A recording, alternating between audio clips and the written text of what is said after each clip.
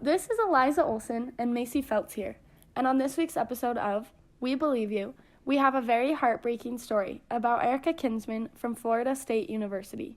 Maci, would you like to start us off with what happened to her? Yeah, so as you said, Erica was a student at FSU attending a nightclub.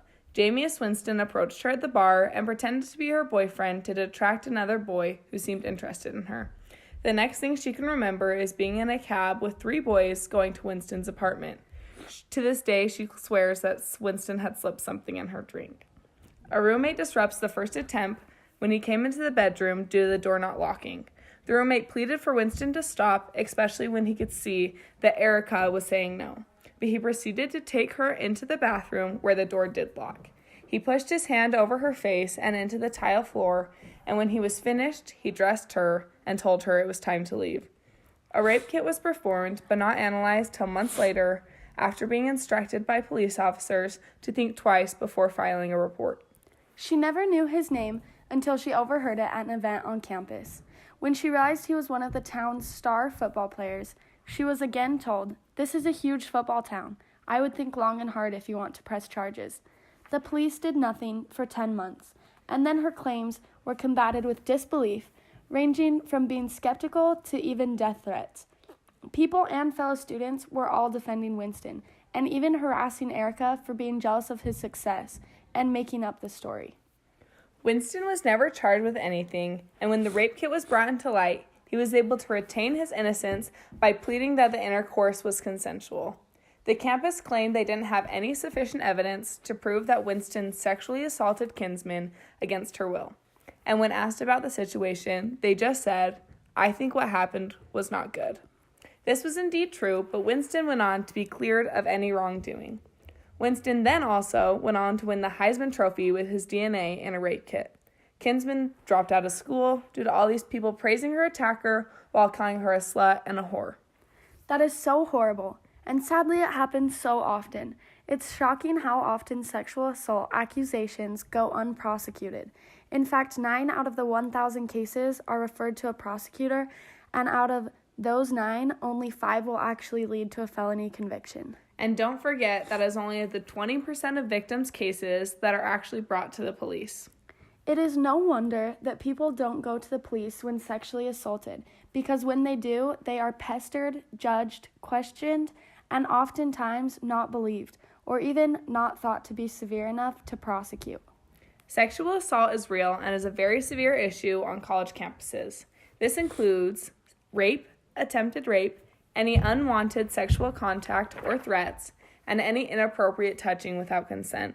And it is 4 times as likely to happen to females between the ages of 18 and 24. Which is the time most freshmen attending college, which makes campuses the prime environment for sexual assault to occur. 1 in 5 women will experience a rape or attempted rape while in college, which is a scarily high statistic for new students entering college to see. Especially since most college rape reports are so low, sometimes even in the single digits. That doesn't really add up to the previous stated statistic that is the challenge 1 in 5 women that are in college face. Speaking of low reports of sexual assaults on campuses, do you think it is important to stay away from the schools with higher reports of rape and attempted rape? I think it is up for each person to decide for themselves. Sometimes when a college has low reportings, it means that they do not do as well as job reporting, prosecuting the cases, and creating a safe environment for survivors to report their rapes. That being said, colleges with high numbers of reported rape could mean they have a safer environment to report them. I agree, Maci. In fact, Dixie State Police Chief says, "I think it's a positive thing when numbers go up. It means we're being effective." According to the Celery Act, all colleges are required to make crime information, including sexual violence crimes, available to the public. Yeah, and the University of Utah actually has the highest reporting of the colleges in Utah, and that's where I will be attending in the fall, and somehow it's oddly reassuring because it's saying that the campus has a safer environment to report sexual assaults. The White House Task Force to Protect Students from Sexual Assault said each college and university now has a choice. nervously guard its reputation at the profound expense of well-being, or courageously invest in student safety, health, and education. Even now, there are over 300 active investigations of universities violating the Title IX Act, which means that there is a step being made to help the crisis of campus sexual assault. Maci, can you please explain to us what the Title IX Act exactly is? So, according to End Rape on College Campus website, which is a source packed full with information on sexual assault, under Title IX Act, schools must ensure that all students have equal access to education, regardless of their gender, sexual orientation, or gender identity. Sexual harassment and sexual violence are forms of gender discrimination that are prohibited by Title IX. This includes when incidents occur off campus or involve people who are not students. Any school that receives federal funding is required to follow the rules of this act, and when a student has experienced a hostile environment such as sexual assault, severe, pervasive, and objectively offensive sexual harassment, schools must stop the discrimination, prevent its reoccurrence, and then address its effects. If a victim or a survivor feels their school did not provide them with the rights listed in this act, they can file a report and hopefully put their university on the list of those being investigated for violating the Title IX Act. This is making sure that all victims are being treated fairly. There are also other steps being taken to improve the confidence of victims to come out and tell their story, such as the hashtag #MeToo movement, which went viral on social media. It put millions of survivors' faces to their stories, which showed people around the world that sexual assault can happen to anyone and that sexual assault does not discriminate.